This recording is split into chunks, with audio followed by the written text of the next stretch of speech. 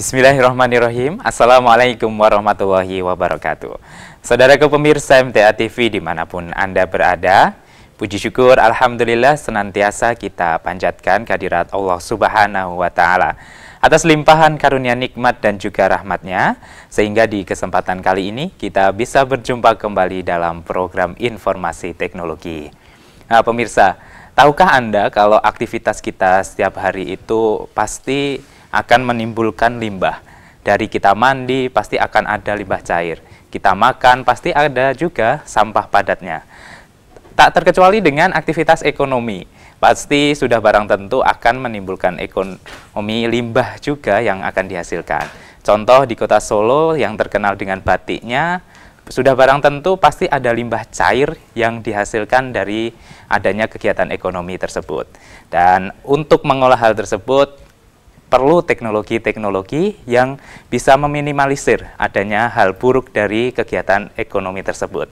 Nah, di kesempatan kali ini kita akan perbincangkan terkait dengan pengolahan limbah dengan narasumber kita, yaitu Bapak Dr. Aris Mukimin. Beliau merupakan peneliti ahli utama teknik lingkungan dari Kementerian Perindustrian.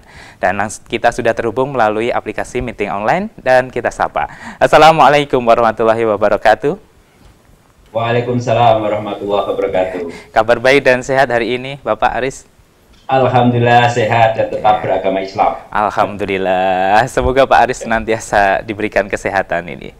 Amin, amin. Ya, baik, sebelum kita lanjutkan perbincangan dengan Bapak Aris, kita sampaikan untuk para pemirsa yang akan bertanya, silahkan menghubungi kami di nomor telepon 0271 679 3000 atau di line SMS dan WA di 08 11 255 3000. Pastikan para pemirsa di masa pandemi ini masih harus kita tetap terapkan protokol kesehatan sebagai bentuk ikhtiar kita di masa pandemi COVID-19. Baik Pak Aris, kita lanjutkan perbincangan kita di hari ini terkait dengan salah satu teknologi yang Bapak Aris dan tim buat, yaitu reaktor elektrokatalitik portable untuk pengolahan air limbah batik dan fasilitas kesehatan. Nah, itu salah satu produk ya yang Pak Aris dan tim buat untuk saat ini untuk mengatasi limbah yang ada di Indonesia. Nah, kalau boleh diceritakan sebenarnya teknologi limbah itu apa itu Pak Aris? Ya, baik Mas Wahid. Ya. Teknologi pengolahan air limbah itu adalah satu metode atau cara untuk mengolah satu polutan atau zat pencemar ya yang ada dalam air. Jadi sebenarnya ya air itu kan satu material netral, bahkan sebagai sumber kehidupan. Yeah. Cuma ketika orang itu beraktivitas ya menggunakan air, dia juga bersamaan juga pakai bahan yang lain. Yeah. Akhirnya air yang tadinya bersih jadi tercemar atau mengandung zat-zat yang tidak kompromi terhadap kesehatan manusia, terhadap lingkungan. Tuh, nah dari itu maka perlu diolah bagaimana zat pencemar yang ada dalam air itu disingkirkan atau dihancurkan atau bahkan bisa dihilangkan. Nah, sementara ya bagaimana cara mengolahnya ya? Nah, itu maka ada sebuah usaha manusia yang disebut teknologi pengolahan. Kita kenal ada namanya sistem pengolahan kimia, ada sistem pengolahan biologi, ada sistem pengolahan fisika. Itu adalah cara-cara yang bisa dipakai oleh manusia. Nah, mana yang tepat dipakai itu juga tidak bisa general, ya. Bisanya adalah kasus per kasus atau kita teliti atau kita dalami ya secara benar ya sehingga nanti ada pilihan yang tepat begitu. Ya. Itu Mas Wahid. Baik, tadi disampaikan oleh Bapak Aris bahwasanya teknologi pengolahan air limbah itu ada beberapa tipe ya, ada yang pakai fisik, kimia. Nah, secara existing penggunaan teknologi pengolahan air limbah itu seperti apa Pak Aris?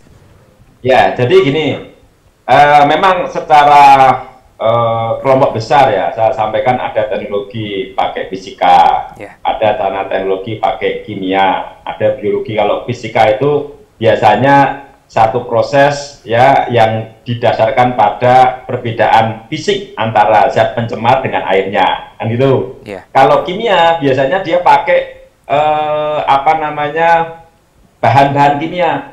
Ada yang kenal kita sebut dengan tawas ya, atau dengan ferrosulfat, itu masuk dalam kelompok koagulan. Jadi pencemar itu dikoagulankan ya, yang tadinya itu tersuspensi jadi terjadi namanya destabilisasi koloid, sehingga zat pencemarnya nanti kalau ditambah bahan dia akan memisahkan diri ya. Nah, kalau kemudian ada juga sistem biologi itu pakai mikroba ya, dia pakai mikroba yang kemudian ya mikroba itu akan bekerja memakan polutan biasanya ya, karena zat pencemar itu dimakan maka dia dikelompokkan atau disebut sebagai food ataupun makanan, kan gitu. Nah kemudian itulah terjadi karena dimakan oleh mikroba ya, hilang pencemarnya, itu cara biologi. Nah kemudian yang kita lihat ya, mungkin kalau bapak-bapak, saudara-saudara semua, ibu-ibu itu ke satu tempat ya, ada sebuah pengolah gitu, memang secara existing gitu, kalau kita bagi apa namanya ya secara garis besar, itu ada yang IPAL itu ya keberadaannya sebagai unit bangunan begitu ya, unit bangunan yang kita sebut dengan IPAL landed ya, karena ditempatkan di satu tempat begitu. Ada juga yang modelnya itu portable atau mobile, bisa kemana-mana, bisa ditaruh di ruangan. Nah itu kalau bicara secara existing IPAL atau teknologi IPAL itu Mas Fakir. Oh ya, baik. Sepertinya memang banyak cara yang bisa kita lakukan untuk pengolahan air limbah ya Pak ya. Dan tadi disampaikan bahwasanya tipe-tipe ini sesuai dengan kasus yang ada di kondisinya. Nah, bisa dicontohkan seperti apa itu Pak, kalau secara fisik nanti pengolahan dalam hal apa, kimia seperti apa itu Pak? Ya, contoh ya, kalau IPAL landed ya katakan ya, IPAL landed ya, kalau kita datang ke pabrik rata-rata ya, pabrik besar itu rata-rata IPA-nya adalah IPAL landed. Bisa ke industri tekstil, bisa ke industri kelapa sawit, ataupun mungkin yang dekat dengan kita lah, fasilitas kesehatan, bisa rumah sakit, bisa klinik, kan gitu. Ya, nah itu ada IPAL yang bentuknya itu bangunan, ya, bangunan sipil, ya. Nah biasanya dia terikat oleh lahan atau memang ditempatkan di satu lahan tertentu, ya. Kemudian dia bentuknya adalah bangunan sipil, ya, atau dengan bangunan permanen begitu, ya. Dan juga cirinya adalah dia berdimensi besar ya, atau pakai lahannya itu luas. Nah, itu adalah ciri-ciri IPAL landed atau IPAL yang memang dibangun ya menggunakan apa namanya fisik bangunan sipil, kan gitu. Ya, kalau di tempat pabrik lah tadi katakan bisa dilihat di situ ada bangunan besar, ada air, kemudian tadi kok ada penambahan bahan gitu, kemudian ada air yang mengalir, ada juga lumpurnya. Nah, itu contoh-contoh pengolahan, dan memang namanya pengolahan itu dia sifatnya adalah mengikuti karakter dari yang diolah. Jadi saya sering menyampaikan kepada banyak orang ya, bahwa cara pengolahan itu macam-macam ya, macam-macam. Sehingga kalau ada yang mengatakan bahwa belilah mesin ini ataupun cara ini untuk semuanya, itu malah diragukan. Ya, malah diragukan. Setiap unit ataupun setiap metode itu ada karakter tertentu, dan biasanya dia mempunyai wilayah kerja masing-masing. Ya, itu Mas Wahid. Termasuk juga yang akan dibuat dan sudah dibuat oleh Pak Aris ini terkait dengan reaktor elektrokatalitik. Ini kan suatu inovasi yang baru dari Pak Aris ini. Nah, kalau boleh disampaikan kepada pemirsa, sebenarnya reaktor elektrokatalitik itu apa itu Pak? Karena para pemirsa pasti masih awam dengan hal tersebut. Ya, baik. Jadi reaktor elektrokatalitik itu dalam hal ini saya suguhkan bentuknya portable. Portable ya? Berarti bisa dibawa kemana-mana ini Pak Aris? Betul ya. Jadi saya katakan tadi kan secara model itu kalau kita bedakan, IPAL itu ada yang IPAL landed, ada yang IPAL itu portable atau mobile. Nah ciri IPAL mobile atau IPAL portable itu dia tuh ringkas atau compact. Ya, ringkas, bisa kita katakan kecil kan maknanya agak gitu ya, lebar gitu ya. dalam arti mananya kan terlalu berkias kan gitu. Kalau portable itu memang sudah menuju satu pengertian khusus kan gitu. Kemudian IPAL portable itu bisa dipindah kemana-mana, ya, bisa dibawa kemana-mana, ya, bisa ke ruangan tertentu sesuai keinginan, atau dia bisa didekatkan di bangunan tertentu dan lain sebagainya. Dan biasanya IPAL portable itu mudah pengoperasiannya, ya, cukup ya di hadapan di panel, ya, di panel satu IPAL itu dia bisa kerjakan perintah dan sebagainya tanpa pergi kemana-mana kan gitu. Nah, hanya ya secara umum kinerja dari IPAL portable itu ya medium, ya, karena dia dengan ukuran yang tidak besar kemudian dibuat compact, itu tetap untuk mendapatkan hasil yang tinggi sekali itu biasanya tidak demikian. Maka dengan adanya kompensasi atau ya keuntungan ataupun kekurangan dalam arti dari si material, media dan sebagainya, maka ya tentu efisiensi kinerjanya akan berbeda kalau IPAL itu dibuat secara besar gitu ya, atau lengkap. Nah, sedangkan tadi ya saya katakan reaktor elektrokatalitik, ya, dalam hal ini ya kita bisa buat untuk varian portable. Apa itu reaktor elektrokatalitik? Reaktor elektrokatalitik itu adalah satu teknologi pengolahan, ya, untuk mengolah zat pencemar itu dengan basic reaksi elektrokimia. Nah, dengan basic elektrokimia. Jadi tadi kan saya katakan bahwa metode itu ada 3 secara garis besar. Satu adalah metode fisika, satu metode kimia, satu metode biologi. Kalau ditarik ketiga metode ini, maka metode elektrokimia hampir mirip mungkin ke kimia, tetapi tidak persis dengan kimia gitu, ya, tidak persis dengan kimia. Nah, hanya kalau ditarik kesesuaiannya dia lebih sesuai ke kimia, ya, hanya dia lebih spesifik lagi, ya, karena yang terjadi reaksinya bukan reaksi penggumpalan, tetapi reaksi elektrokimia. Gitu Mas Wahid, secara sepintas. Atau mulai tergambarkan ya untuk para pemirsa dengan reaktor elektrokatalitik ini. Nah, kalau komponen apa saja sih Pak sebenarnya yang digunakan dalam teknologi reaktor katalitik ini? Oke. Jadi reaktor elektrokatalitik itu mempunyai komponen inti namanya elektroda. Ya. Elektroda itu adalah tempat bereaksinya, ya, baik reaksi anodik, ya, atau reaksi oksidasi maupun reaksi reduksi, itu ada di elektroda. Nah, elektroda ini ya dibuat pasangan Pak. Ada elektroda positif namanya anoda, ada elektroda negatif namanya katoda. Nah, positif negatif itu ya dihubungkan dengan listrik maksudnya.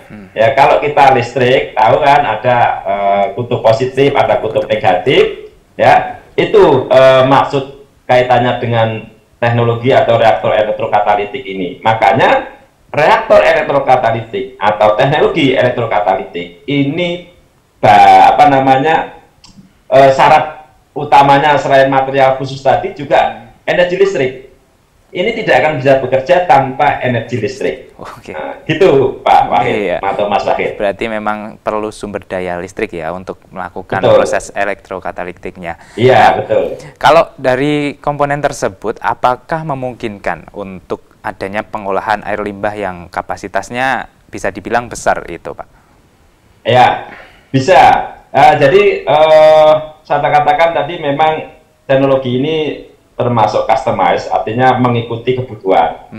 Mau digunakan untuk mengolah yang volume besar itu juga bisa, hanya nanti ada modif, ya, ada namanya kita sebut dengan EAOC sirkulasi, Electrochemical Advanced Oxidation Process sirkulasi. Itu memang kami siapkan untuk yang mengolah dengan debit besar, ya. Nah, kemudian bisa juga kita pakai yang kecil, ya, yang kecil yang kita sebut dengan portable ini, ya. Nah, bagaimana dia mengolah pencemar itu sebenarnya kan itu. Nah, di reaktor itu ya ada satu reaksi elektrokimia di mana kita memang syaratnya juga menggunakan garam. Jadi ada garam. Nah, garam itu nanti akan digunakan untuk menghasilkan zat oksidator namanya. ya, zat oksidator. Nah, zat oksidator inilah yang kemudian akan merusak zat pencemar, ya, merusak hingga nanti ibaratnya tuh dia peluru, ya, peluru yang kemudian menembak, ya, material pencemar ini sehingga dia hancur, harapannya sampai molekul CO2 dan H2O. Kalau sudah H2O berarti sudah kembali ke air begitu. Itu simple penjelasannya begitu, Mas Wahid. Iya, ternyata memang bisa untuk kapasitas besar itu nanti tinggal disesuaikan ya Pak ya. Dan prosesnya ternyata bisa sampai menghasilkan suatu air yang benar-benar murni dan bersih itu. Dan apakah dalam proses hal tersebut untuk pengolahan air limbah dengan sistem reaktor elektrokatalitik ini memerlukan waktu yang lama untuk proses hingga menghasilkan air yang terhindar dari semacam kotoran-kotoran itu, Pak Aris? Ya, jadi ini termasuk kelebihan dari reaktor elektrokatalitik. Rata-rata yang saya sebutkan tadi metode yang konvensional itu waktu proses itu adalah durasi hari. Ya, kalau proses biologi rata-rata umumnya gitu ya, ya lebih dari 1 hari. Ya, lebih dari 1 hari. Proses biologi yang paling konven ya itu septic tank itu kan, saudara bisa perkirakan. Nah, untuk reaktor elektrokatalitik ini durasi proses itu jam. Ya. Jam, ya? Kami biasanya men-setting 1 jam atau 60 menit. Ya, 60 menit proses itu dia sudah selesai. Ya, kita targetnya semacam itu. Sehingga walaupun kecil dia bisa mengolah banyak. Kalau dibandingkan tadi teknologi konvensional, dia besar tapi yang diolah sedikit kemampuannya karena waktu tinggalnya atau butuh waktu prosesnya adalah dalam satuan hari. Kalau ini adalah dalam satuan jam. Nah, satu info ya, saya pernah itu memang mengolah hingga sempurna, ya, melebihi kualitasnya dibanding air itu. Ya, teknologi ini sebenarnya kalau mau cari sempurnanya, tapi ini kan dalam hal saintifik ya, saya ingin membuktikan, saya ingin membuka satu wawasan keilmuan begitu. Sebenarnya dia kemampuannya apa sehingga, dan saya juga bisa menerangkan kan gitu mekanisme yang terjadi seperti apa begitu. Itu memang 24 jam itu bisa menjadi air bersih gitu ya. Artinya air bersih itu melebihi dari air Aquades, pernah itu ya. Dan itu saya sudah diskusikan secara internasional di lewat jurnal Q1. Dan kemarin tahun berapa 20 saya dapat penghargaan dari BRIN itu, dapat 50 juta dari publikasi itu gitu. Sehingga saya katakan bahwa teknologi ini memang dibangun dengan satu proses penelitian. Tidak kemudian kita lihat video orang terus kita tiru, tidak semacam itu. Ini basicnya adalah sebuah riset ya yang kita kemudian transformasi ke dalam bentuk hardware teknologi gitu, Mas Pak. Allah, berarti bisa sampai lebih murni daripada Aquades, itu sesuatu yang keberhasilan hebat itu, Pak. Ya, tapi itu sebenarnya nggak dibutuhkan dalam sistem pengolahan air limbah. Tapi saya memang mencari satu penjelasan saintifik sehingga memberikan dampak keilmuan. Oh, ini begini, sehingga saya harus terangkan ada satu pemahaman baru dan memang peneliti ya tadi tugas utama itu kan berbagi keilmuan. Ya, itu baru sampai kepada tugas yang sesungguhnya orang peneliti. Di lain soal bisnis, soal finansial dan sebagainya ya, itu di luar konteks peneliti sebenarnya. Ya, baik. Sepertinya pemirsa juga semakin ingin lihat sebenarnya reaktor elektrokatalitik ini seperti apa prosesnya.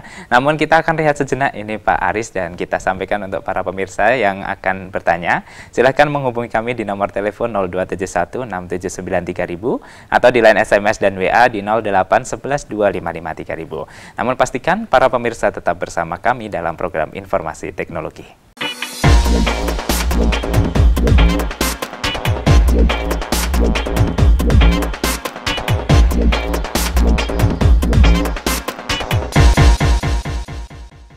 Baik, saudaraku pemirsa MTA TV dimanapun Anda berada, terima kasih Anda masih setia bersama kami dalam program Informasi Teknologi. Dan di pagi hari ini kita masih bersama dengan beliau Dr. Aris Mukimin, selaku peneliti ahli utama APU Teknik Lingkungan Kementerian Perindustrian. Dan kita berikan waktunya untuk para pemirsa yang akan bertanya, bisa menghubungi kami di nomor telepon 0271-6793000 atau di line SMS dan WA di 08112553.000. Baik Pak Aris, kita lanjutkan perbincangan kita kita di pagi hari ini. Nah, terkait dengan reaktor elektrokatalitik yang tadi sudah disampaikan, sebenarnya proses secara lebih rincinya bisa digambarkan ke para pemirsa ini, Pak Aris. Proses rincinya ya? Ya. Ya, jadi proses rincinya tadi ada anoda yang ada di dalam reaktor, ya. Itu dia akan mengoksidasi satu Cl ataupun unsur anion lain yang ada di air. Kemudian dari Cl ini akan diproduksi menjadi ClO atau HOCl ya, atau ClO- atau Cl2 begitu, yang dia bisa bersifat oksidator. Sehingga ketika ada senyawa organik utamanya, jadi COD yang organik itu bisa didegradasi ya menjadi molekul sederhana hingga sampai CO2 dan H2O. Itu prinsip utama kerja dari reaktor ini. Jadi memang murni berdasarkan proses elektrokimia. Nah, juga ya dengan jenis anoda tertentu yang kita pilih, itu air sendiri yang ada dalam air limbah itu bisa mengalami oksidasi menjadi OH radikal. OH radikal ini cukup powerful, ya paling powerful yang selama ini diketahui di satu unit pengolahan advanced oxidation process ya, di mana dia voltasenya ataupun potensialnya itu bisa sampai 2,8. Sehingga kalau 2,8 volt ya yang dimiliki OH radikal ini mampu kemudian merontokkan seluruh struktur organik ya, sehingga dia akan pecah menjadi CO2 dan H2O.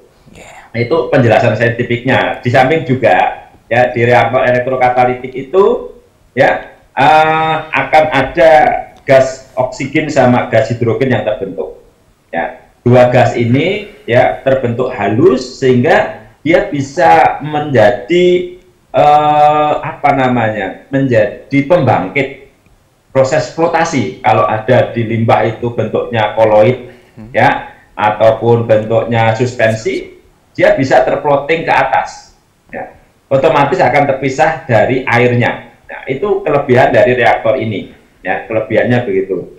Bahkan juga ya ketika kita bisa menformulakan secara tepat, yang biasanya orang itu memanai proses elektrokimia dalam pengolahan limbah itu hanya bekerja di aspek anodanya, itu sebenarnya bisa juga di aspek katodanya, ya, dimana juga akan bisa membentuk ya sebuah OH radikal juga pada lewat mekanismenya dari katoda. Sehingga saya pernah publikasi itu ya dengan sebutan hybrid advanced oxidation process, karena betul-betul prosesnya adalah simultan antara proses kimia elektrokimia, ada juga proses fisika di situ yang penggeraknya adalah cuma reaksi elektrokimia. Itu Mas Wahid penjelasan saintifiknya gitu ya. Demikian ya, untuk para pemirsa bisa tergambarkan secara saintifiknya prosesnya seperti apa, dan untuk gambaran lebih jelasnya untuk pengaplikasiannya ada atau tidak ini Pak? Pengaplikasiannya sudah ada. Ya, saya terakhir itu saya pasang kebetulan di Museum Batik. Jadi di Museum Batik Taman Mini ya Jakarta sana. Ya, dia ada Museum Batik yang memang dikembangkan oleh Departemen atau Kementerian Kebudayaan ya. Ya, di sana terus karena memang sana itu untuk proses pembelajaran dan juga proses promosi. Tentu ketika dia pembelajaran juga menggunakan bahan-bahan batik, ya ada limbahnya nantinya lah kita fasilitasi untuk diolah limbahnya itu dengan alat yang portable, karena itu memang di gedung Pak. Itu yang paling terkini saya aplikasikan. Ya, baik. Sepertinya kita tadi sudah dapat kiriman video dari Pak Aris terkait dengan proses pembuatan dan pengolahan air limbah menggunakan reaktor elektrokatalitik, dan kita simak terlebih dahulu videonya.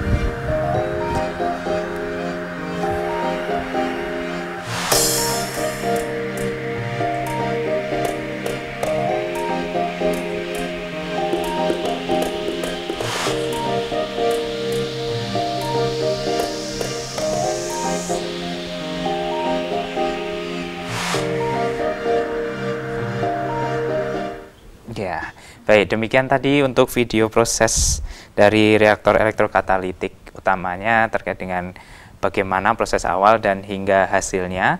Dan ternyata tadi pH yang dihasilkan kurang lebih berada di pH 8 ya Pak Aris ya? Ya. Apakah Ya, betul. Kalau, Ya. kalau sebenarnya standar untuk air limbah yang boleh istilahnya dikembalikan lagi ke alam, itu dalam indikatornya seperti apa Pak Aris? Ya, jadi pH itu salah satu parameter kualitas lingkungan. Ya. pH yang boleh dibuang ke lingkungan itu adalah 6 sampai 9. Jadi kalau membuang di 6 boleh, di 9 masih boleh kan gitu ya. Oh, ya. Tapi kalau di atas itu ya di atas 9 itu berarti tidak boleh ya. Di bawah 6 juga tidak boleh ya. Itu kalau ya apa namanya kaitan dengan baku mutu pH. Itu Mas Wahid.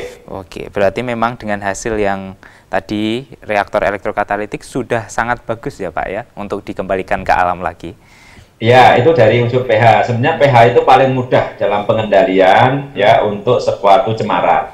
Ya. Yang biasanya sulit itu COD, ya BOD, ya itu yang biasanya digunakan untuk teman-teman lingkungan yang sangat apa namanya paham itu gitu semacam itu.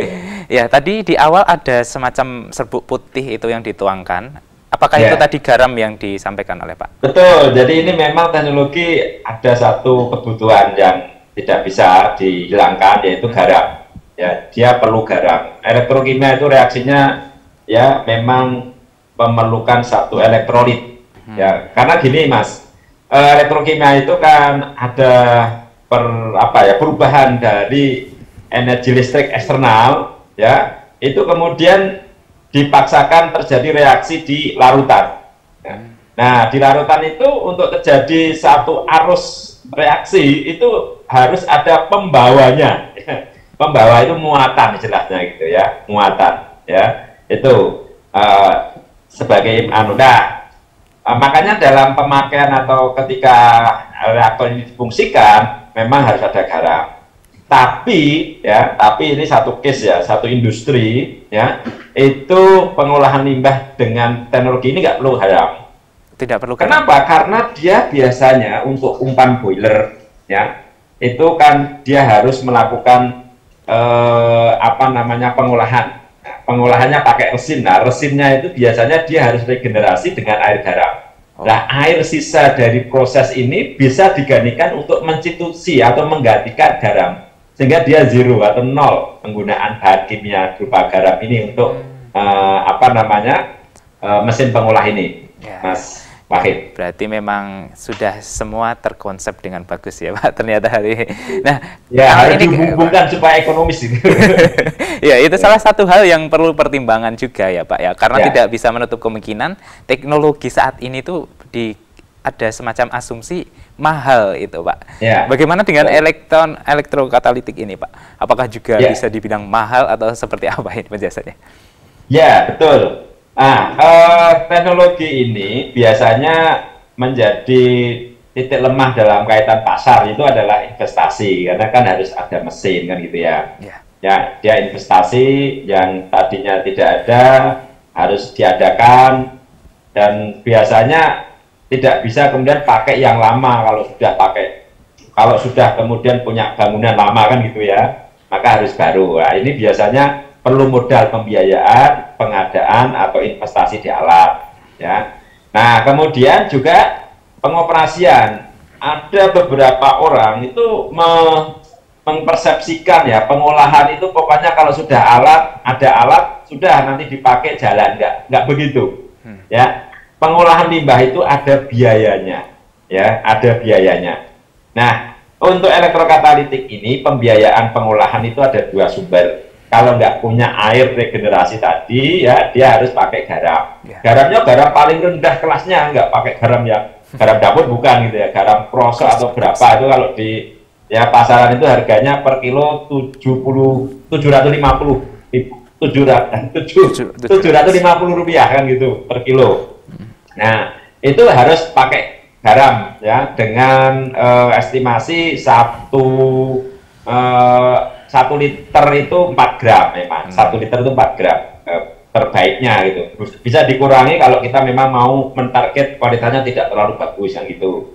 Nah, kemudian juga listrik. Nah, ini harus pakai listrik. Nah, listriknya berapa? Nah, saya kalau membuat alat yang kapasitasnya itu 60 liter per jam, itu listrik totalnya ya, totalnya listrik termasuk pompa dan sebagainya itu 1 ampere.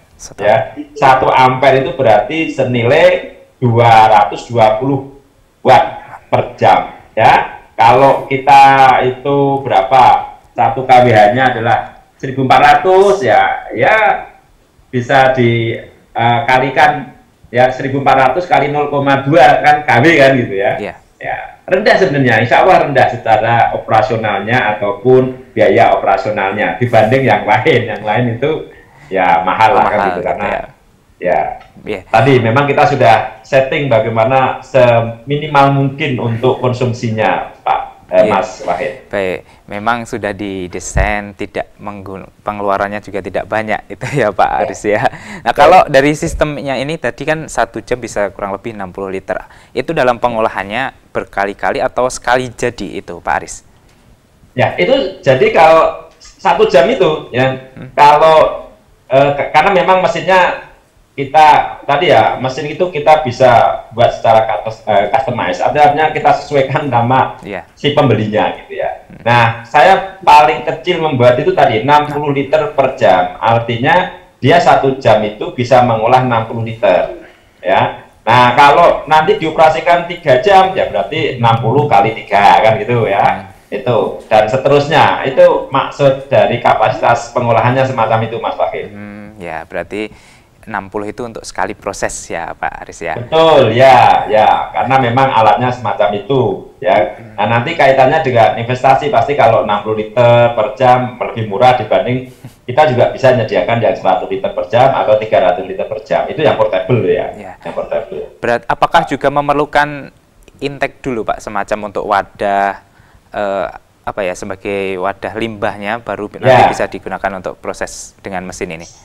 Sebaiknya begitu, sebaiknya ada storage dulu, atau kalau di industri namanya ekualisasi ya. Kalau dalam proses ini saya katakan, atau dari case ini adalah storage atau untuk pengumpul dulu ya, karena kan limbah itu sebenarnya tidak dihasilkan sepanjang hari ya. Limbah itu ya dihasilkan dalam satu proses loh ya, itu jam tertentu ya, jam tertentu, maka ditampung dulu, begitu sudah ngumpul baru diolah kan gitu. Nah, kalau sistemnya tidak semacam itu, alat dihidupkan terus ya rugi nanti ya, rugi, artinya uang tidak dipakai kok alat hidup ya, berarti kan konsumsi sia-sia kan gitu. Itu apa nama penjelasannya Mas Pak. Iya. Dan juga kalau penggunaan storage itu bukankah secara fisik gitu ya Pak, sesuatu zat yang tercampur itu akan bisa mengalami pengendapan secara sendiri itu Pak?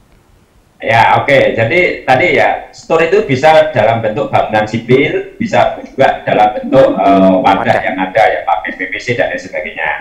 Nah, ketika di storage ya, itu betul kembali kepada sifat alam limbahnya. Kalau limbah awalnya itu memang mengandung padatan banyak ya, dan di mana padatan itu bijinya besar, lebih besar dari 1 ya, dia lama-lama mengendap ya. Itu. Nah, kalau lama-lama mengendap berarti nggak diolah, yang diolah ya yang terlarut. Kalau yang mengendap malah syukur ya, syukur apa? Tanpa pengolahan sudah mengendap. Namun diketahui tidak semua limbah bisa mengendap ya, apalagi kalau limbahnya itu terlarut seperti pewarna ya, ataupun senyawa yang lainnya, itu walaupun diendapkan bertahun-tahun nggak akan mengendap kan gitu. Makanya harus diolah kan gitu.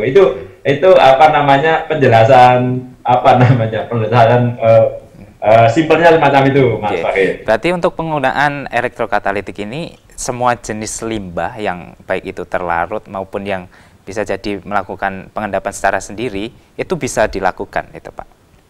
Jadi gini, yang mengendap sendiri ya itu nanti tinggal memisahkan ya, tinggal memisahkan setelah yang terlarut ini sudah diambil semua ya, diolah kan, tinggal yang mengendap tinggal dipisahkan, disisihkan. Jadi jangan diolah. Kenapa diolah? Nggak diolah, sudah terpisah, menghabiskan energi, menghabiskan biaya. Ini cukup kemudian disingkirkan atau disisihkan, kan gitu. Nah, yang kemudian terlarut itulah yang diolah. Nah, kemudian juga begini, kalau mungkin dari sisi keuntungan, limbah tadi sebenarnya ya ada yang tidak terlalu sempurna atau yang disebut dengan namanya suspensi. Suspensi itu untuk mengendap butuh bahan kimia namanya koagulan.